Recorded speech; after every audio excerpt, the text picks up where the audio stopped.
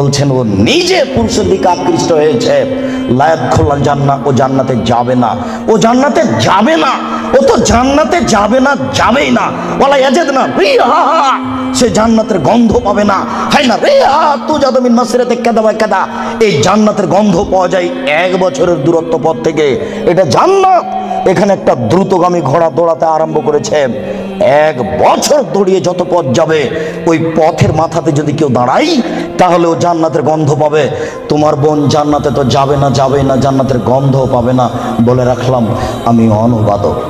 আজকেই তোমার বোনকে সিদ্ধান্ত পরিবর্তন করতে বলো, তওবা করে পোশাক পরিবর্তন করে আল্লাহকে ভয় করতে বলো।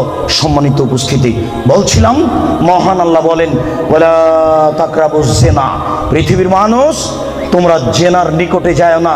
ইন্নাহু কানা ফাহিশা, নিশ্চয় জেনা অশ্লীল অপছন্দ কাজ। ওয়াসাআ সাবিলা, অতীব খারাপ। এই পথ অতীব জঘন্য, এই পথ অতীব খারাপ। শুনুন, কোন পাপকে আল্লাহ এভাবে উল্লেখ করেননি, জেনাকে এইভাবে বলছেন কেন?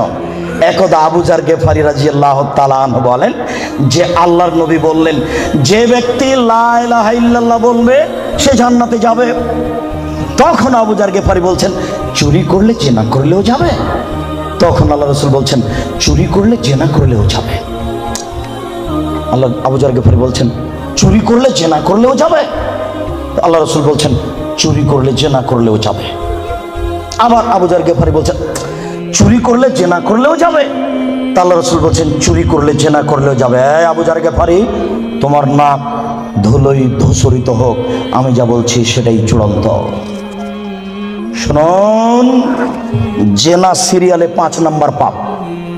1 নম্বর পাপ হচ্ছে শিরক করা, 2 নম্বর পাপ হচ্ছে বাপ মায়ের অবাধ্য চলা, 3 নম্বর পাপ হচ্ছে মিথ্যা কথা বলা, 4 নম্বর পাপ হচ্ছে খাদ্যের ভয়ে ছেলেকে হত্যা করা।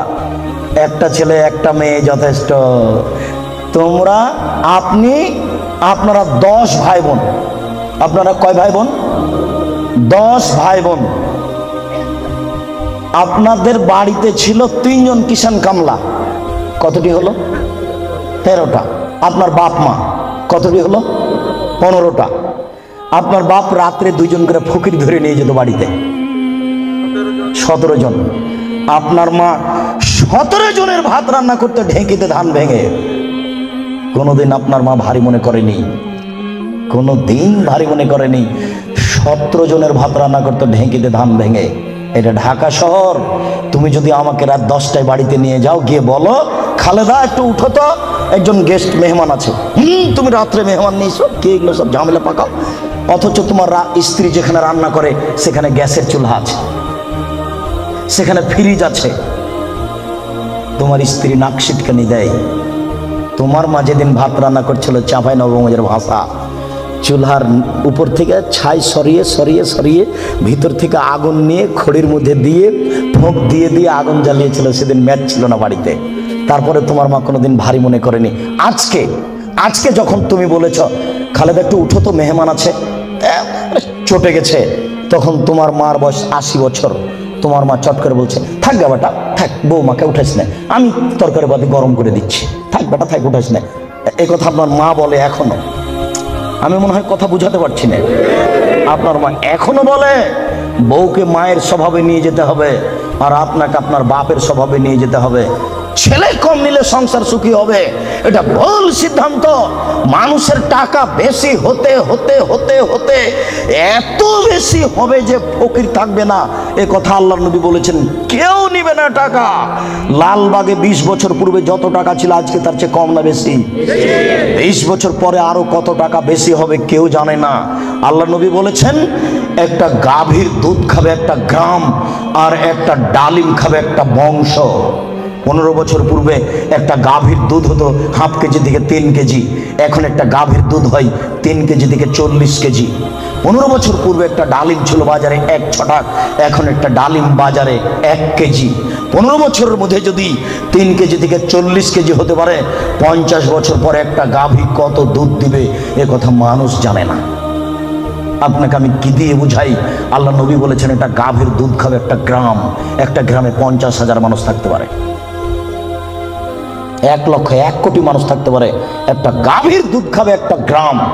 বলছিলাম 3 নম্বর পাপ হলো, 4 নম্বর পাপ হলো ছেলেকে হত্যা করা, মেরে ফেলা। 5 নম্বর পাপ হলো জেনা। আবু যর গেফারি কেন বলছেন না বাপ মাকে গালি দিলেও জান্নাতে যাবে? এই কথা কেন বলছেন না? মাকে মারলেও জান্নাতে যাবে? এই কথা কেন বলছেন না? বারবার কেন বলছেন জেনা করলেও যাবে, চুরি করলেও যাবে? শুনুন, ঘরে ঘরে জেনা হচ্ছে এ কথা ঠিক, এরপরেও জেনার বাস্তবতা এত খারাপ। আজকে যদি একটা জেনার বিচার হয় তাহলে ওই যুবক যুবতী মনে করে যে মাটি ফেটে গেলে নিচে চলে যেতাম, অথচ মাকে গালি দিলে মানুষ এত অপমান হয় না। বুঝাতে পারলাম না? শিরক করলে মানুষ এত অপমান হয় না। এই কারণে আল্লাহ তাআলা বলছেন জেনার পথটি অতীব খারাপ, জেনার পথটি অতীব জঘন্য। পৃথিবীর মানুষ মাই ইফআল যালিকা ইয়ালকা আসামা, যে ব্যক্তি জেনায় লিপ্ত হবে তার 1 নম্বর বিপদ, সে হবে মহাপাপী। 2 ইজাফলাহুল আযাব ইয়াউমাল কিয়ামা, যে ব্যক্তি জেনায় লিপ্ত হবে বিচারের তার শাস্তি দ্বিগুণ শতগুণ বেশি হয়ে যাবে। 3 ওয়ায়াখলুদ ফীহি মুহানা, সে চিরদিন জাহান্নামে থাকবে অপমান অবস্থায়। শুনুন, জেনায় লিপ্ত হলে 3টে বিপদ আছে। 1, সে হবে মহাপাপী। 2, বিচারের মাঠে তার শাস্তি দ্বিগুণ শতগুণ বেড়ে যাবে। 3, সে চিরদিন জাহান্নামে থাকবে। মহান আল্লাহ বলেন ওয়াসানিয়াতু ওয়াসানি ফাজলিদু কুল্লা ওয়াহিদিন মিনহুমা মিআতা জালদা। পৃথিবীর মানুষ, বিবাহ পুরুষ নারী যারা জেনায় লিপ্ত হচ্ছে তাদেরকে 100 লাঠি পিটাও। এখানে বলা হয়নি বিবাহিত না অবিবাহিত, তবে মারার সময়তে যেন তোমাকে ময়া মহব্বত ভাতৃত্বভাব না ধরে, একবারে যথাযথ পিটাও। সম্মানিত উপস্থিতি, আল্লাহ তাআলা এই পর্যন্ত এখানে বলেছেন। আমি আপনাকে জেনার আলোচনা করতে গিয়ে প্রথমে আলোচনা করছি জেনার বিপদ। জেনা করলে মানুষের উপরে বিপদ আসবে। 1, অল্প বয়সে মরণ হবে, মহামারী হবে, কলেরা হবে। 2, এমন রোগ হবে যে রোগ বংশে ছিল না, যে রোগ ডাক্তার চিনে না, যে রোগ বংশে ছিল না, যে রোগ ডাক্তার চিনে না। শুনুন, জেনায় লিপ্ত যদি মানুষ হয় তাহলে অল্প বয়সে মরণ হবে, কলেরা হবে, মহামারী হবে। 3টে সমান একটা। 2, এমন রোগ হবে যেটা বংশে ছিল না, যেটা ডাক্তার চিনে না। দেখুন, আব্দুল্লাহ ইবনে উমর রাদিয়াল্লাহু তাআলা আনহু বলেন রাসূল সাল্লাল্লাহু আলাইহি সাল্লাম বলেছেন লাম তাজহারিল ফাহিসাতু ফি কওমিন কাত্ত ইল্লা ফাসা ফিহিম আত-তাউন ওয়াল আওজা। যদি কোনো সম্প্রদায়ে জেনা ছড়িয়ে যায়, যেই সম্প্রদায়ে জেনা ছড়াবে তাদের উপরে 2টি বিপদ হবে। 1, তাউন, কলেরা, মহামারী। মহামারী যা, কলেরা তা, অল্প বয়সে মরণ তা। কথা কি বুঝতে পেরেছেন? 2, অল আওজাও মামাজাত ফি আসলাফিহিম, এমন রোগ হবে যেটা বংশে ছিল না, ডাক্তার চিনে না। এই কথাটা আল্লাহর নবী বলেননি, ওটা আমি বলেছি। মনে রাখবেন, জেনায় লিপ্ত হলে এমন রোগ হবে যেটা বংশে ছিল না। আমি বললাম এমন রোগ হবে যেটা ডাক্তার চিনে না, এটা জেনার ভয়। আব্দুল্লাহ ইবনে মাসউদ রাদিয়াল্লাহু তাআলা আনহু বলেন রাসূল সাল্লাল্লাহু আলাইহি সাল্লাম বলেছেন লাম তাজহারিল ফাহিসাতু ফি কওমিন কাত্ত ইল্লা ফাসা ফিহিমাল ফাকর ওয়াল মাসকানা। যখন কোনো সম্প্রদায়ে জেনা প্রকাশ পাবে তখন তাদের উপরে দারিদ্রতা, নিঃস্বতা, ভিক্ষাবৃত্তি নেমে আসবে। তাকে একদিন না একদিন ভিক্ষুক হতেই হবে। কোটি টাকা ইনকাম করলে তার সংসারে সুবিধা আসবে না। বউ স্ত্রী পরকীয়া প্রেমে লিপ্ত, স্বামীও পরকীয়া প্রেমে লিপ্ত, দুইজন দুইজনকে গালি দেয়। সারাদিনে 3 কোটি টাকা ইনকাম করে আর রাত্রে এসে দুইজন মারামারি করে। বলেন এরা ভিক্ষুক কিনা? বলেন দেখি, এদের কি আছে জীবনে বলেন? একদিন টাকা শেষ হবেই। আমি অনবাদক, 1450 বছর পূর্বে মুহাম্মদ সাল্লাল্লাহু আলাইহি ওয়াসাল্লাম বলেছেন, যেই সমাজে সুদ এবং জেনা প্রকাশ পাবে, যেই সমাজে সুদ এবং জেনা প্রকাশ পাবে, সেই সমাজের উপরে ভিক্ষে বৃত্তি নেমে আসবে, তাদের অর্থ সম্পদ ধ্বংস হবেই, তাকে একদিন না একদিন ভিক্ষুক হতে হবে। এটা জেনার প্রথম বিপদ। মুহাম্মদ সাল্লাল্লাহু আলাইহি ওয়াসাল্লাম বলেন, আমার উম্মত জেনাকে হালাল মনে করবে। মুহাম্মদ সাল্লাল্লাহু আলাইহি ওয়াসাল্লাম বলেন, আমার উম্মত জেনাকে হালাল মনে করবে। দুঃখজনক কথা, আমরা জেনাকে হালাল মনে করবে, এত বড় পাপকে।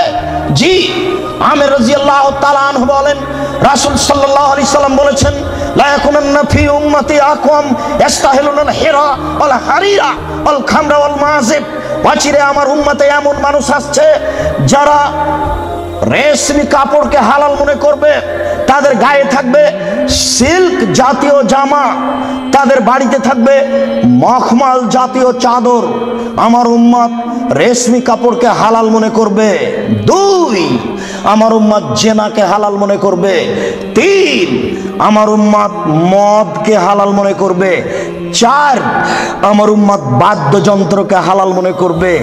সব দোকানেই টিভি।